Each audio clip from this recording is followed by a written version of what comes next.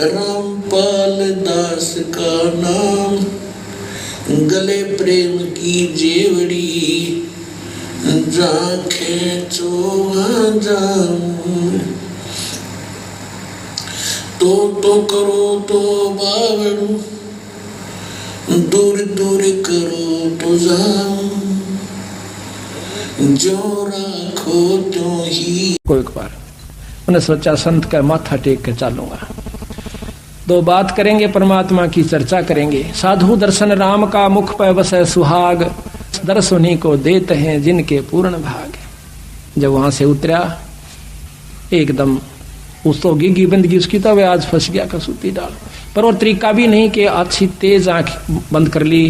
राजा धार्मिक था ही, उसने सोचा कि दुखी नहीं करे, बहुत तेज आंखें बंद कर ली और कति सावधान हो गया, सांस भी बंद कर ली जिसी रोक सके था। राजा ने 2 बार तो राम राम नमो नारायण कही, पर बोला तो पकड़ा जावा, नहीं बोला। उन्हें सोची कोई साधक है, बोलना नहीं चाहिए। 7-8 असरपी सोने की आगे रखी, धोने की माथे की के राख लगाई और नमस्कार करके चल पड़ा। अब वो इतना घबरा गया कि उसकी अंतःकरण वृत्ति ऊपर न सिकुड़ गई। काफी देर तक इन विचारों में सोचा रहता कि मन राजा पकड़ लेता, क्या होगा।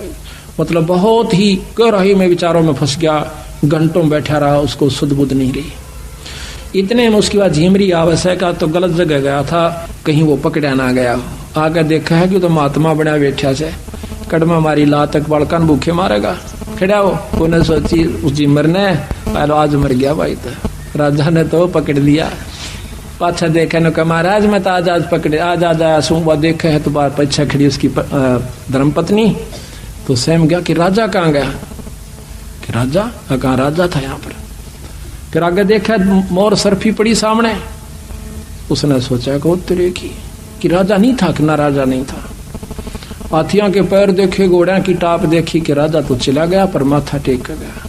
उसी समय उसने मन में विचार आता है कि मैंने तो एक नकल करी थी भगवान के बंदे की, अगर मैं असल कर लूं, एक नकल में भी एक राजा ना कर मत्था टेक दिया, अगर मैं असल कर दूं तो मेरा ना की प्राप्ति होगी। ने बोला भगवान ये ठातरी है सरपी, आज तो पाछा पात इस कर्म में कराने। ने बोला घर न चाल, तेरे कैसे बतेरे देखे साधु। अब घर ले आई, सुबेरे जाल लेकर भेज दे, सांझ न रोटी खा कर घर आ जा, खाली नो का मेरे पर नहीं पकड़ी जा। बालक थोड़े थोड़े से हो रहे थे, 10-12 साल के। जंगल में जाकर बैठ जा, इसी चिंता में रहे कि मन कोई साधु मिले, एक दिन संत मिले उसको। कहते हैं जिस दिन अच्छा अपनी इच्छा प्रबल होती है उस दिन परमात्मा सारी व्यवस्था कर दे, पर हमारी वह पूर्ण लगन बनती को नहीं। संत भी मिला देते हैं और गुरु भी मिला देते हैं और मुक्ति का नाम भी दिला देता है भगवान। गुरु की जब परमात्मा कृपा करता है, कृपा जब करता है जब हमारी सच्ची लगन कर ले। नाम ले लिया, घंटों बैठा रहे, तड़के ले जा रोटी खा के और जंगल में सांझ ने दिन छिपे पाछा आवे, खूब भजन करे। बावड़ा सा हो गया, घर के छो मावे जब बोला नहीं, गाड़ दे जब चुसके नहीं। उन्हें सोची भाई, और साधु का लक्षण भी यही होता है। तो आकर के देखा है, घर क्या न सोची क्यों मार मार करी, तो रोज का काम हो गया इसकी गेला। तो बोला मर ले जित मरना हो, अपना उस दिन के बाद अपना भजन करे और प्रेम से रहे। तो उस समय वो झिमर नहीं था, उस समय वो परम संत हो चुका था जब नारद जी ने उनसे उपदेश लिया। कई अनजान भाई यहाँ कहते हैं कि गुरु की सहाय हो, बस नाम चाहिए। कि झिमर भी था, नारद जी ने झिमर गुरु बनाया था, क्या हो गया। भले पुरुषों वो झिमर नहीं था, दुनिया बहुत देर तक या फीत तारे से। अब महाराज कहते हैं कि एक लोहा पूजा में राखत, एक घर बधिक प्रयोग, और पारस अवगुण अवगुण नहीं देखे, कर दे कंचन खरो। अब एक तो छुरा कसाई के घर में पड़ा किलो पक्के का, और एक पूजा में मूर्ति रूप में लोहा से।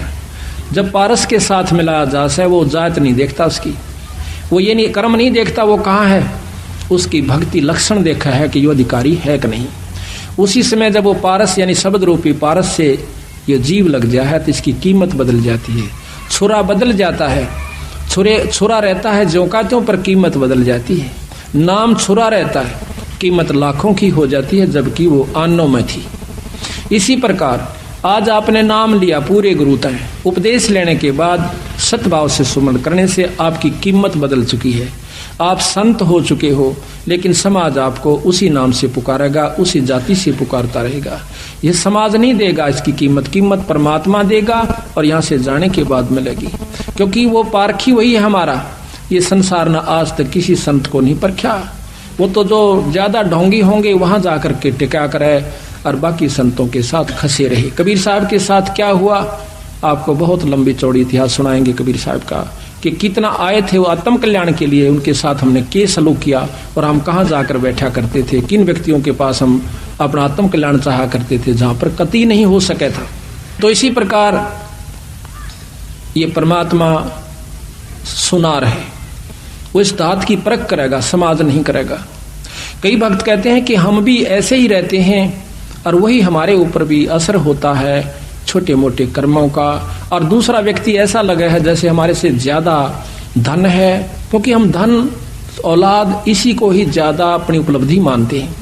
वो सुखी भी दिखेगा, ट्रैक्टर और उसके पास बहुत जमीन भी हो सकती है, लड़के भी उसके अच्छे अच्छे पोस्ट पर हो सकते हैं, लेकिन आप भगत कंगाली में भी हो सकते हो, और आपके घर में थोड़ा बहुत कमजोरी भी हो सकती है उससे ज्यादा। पर आप ये देख कर न सोचोगे कि ये राम का नाम भी नहीं जानता, भक्ति का लव भी नहीं से, भक्त धर्म भी नहीं जानता, आज यू कितना सुखी से, यो इब्बे सुखी दिखे से। अंत समय में जो इसकी बिरान माटी होगी सह परिवार जब देखना। कहते हैं खेत के अंदर, गेहूं के अंदर एक कुबाड़ जाम। अब प्रत्येक समाज में प्रत्येक बुजुर्ग अपने बच्चों को, माता है या पिता, दादा है या दादी जी, वो शिक्षा अच्छी देते हैं, और फिर भी समाज गिर गया। सतर कितना संत जन से भी सत्संग कर रहे हैं, और संतों की कोई कमी नहीं। वर्तमान में तो विशेष बोलबाला है संतों का, और श्रद्धालुओं की कोई कमी नहीं, और समाज गिरता जा रहा है। किसी का कोई असर नहीं, किसी प्रकार की कोई मर्यादा नहीं रही। इसका कारण ये रहा कि उन संतों की शब्द में शक्ति को नहीं, और उनसे उनके असर नहीं हो सकता उन बच्चों के। वो तो श्रद्धालु हैं, परमात्मा के प्यारे हैं, परमात्मा के इच्छुक हैं, चले जाते हैं, थोड़ी बहुत देर सत्संग अच्छा लगता है, सुन भी लेते हैं, लेकिन बाहर आकर के उनके वही कर्म प्रारंभ हो जाते हैं, क्योंकि न तो उनके कोई कर्म प्रारब्ध के कर्म संस्कार समाप्त होते जिस कारण से उनको सुख हो, ताकि वो बुराइयों से बच सके। पुण्यात्मा, आप जब इस मार्ग से जुड़ जाओगे और सच्चे दिल से आप मोक्ष चाहोगे, आप किसी का बुरा नहीं कर सकते। बुरा करोगे तो आपका डबल होगा, क्योंकि परमात्मा कबीर जी नहीं करेंगे, क्योंकि परमेश्वर ने आपके पाप कर्मों को रोक दिया जो आपको दुखी करेंगे, और वो अभी आपके पाप नाश नहीं करेंगे, क्योंकि वो देखते हैं कि ये कितना चलेगा हमारे साथ, ये काल के पाड़े में फिर ना चला जा। तो उससे क्या करेंगे, वो आपके पाप कर्मों को रोक देते हैं, और आपको राहत मिलनी प्रारंभ हो जाती है। कुछ दिनों के बाद आप छोड़ जाते हो, या फिर आप बीच में कुछ थोड़ा बहुत हेरा फेरी करने की चेष्टा करते हो, किसी कोई जो मर्यादा हमने बता रखी है उसके विरुद्ध क्रिया कर देते हो, आपको हानि, तुरंत हानि हो जाती है, और फिर आपको समझ में भी आ जाती है कि मैंने ऐसी गलती कर दी, आज मुझे इसलिए हानि हुई, तो दूसरी बार आप वो गलती नहीं करते। और दास ने आपको बताया हुआ है कि जिसका कोई, जैसे हमने मर्यादा आपको बता रखी है, इन मर्यादाओं में रहकर आप भक्ति करो, आपको न्यारे सुख होंगे, और जो मर्यादा तोड़ देगा उसका नामखंड हो जाएगा, और नामखंड हो जाने से आपको परमात्मा की शक्ति मिलना बंद हो जाएगी। जैसे बिजली का कनेक्शन आपने ले रखा है और वो कनेक्शन कट गया, तब पहले तो आपका पंखा भी चला था, ट्यूब भी जग रही थी, और भी आप सब कार्य कर रहे थे, अपना आटा भी पीस रहे थे, जल भी निकाल रहे थे मोटर तक, फिर वो बंद होगी। क्यों होगी? क्योंकि आपका कनेक्शन कट गया। इसी प्रकार से जिसने उपदेश ले लिया और आखिरी सांस तक मर्यादा निभानी पड़ेगी, मर्यादा में रहो, आपका नाम खंड ना हो, तो आपको परमात्मा की शक्ति का लाभ प्रॉपर मिलता रहेगा। तो ऐसे जब आप मर्यादा खंड कर देते हो, आपका कनेक्शन कट जाता है, तो आपको राहत मिलनी बंद हो जाती है, दुख आ जाते।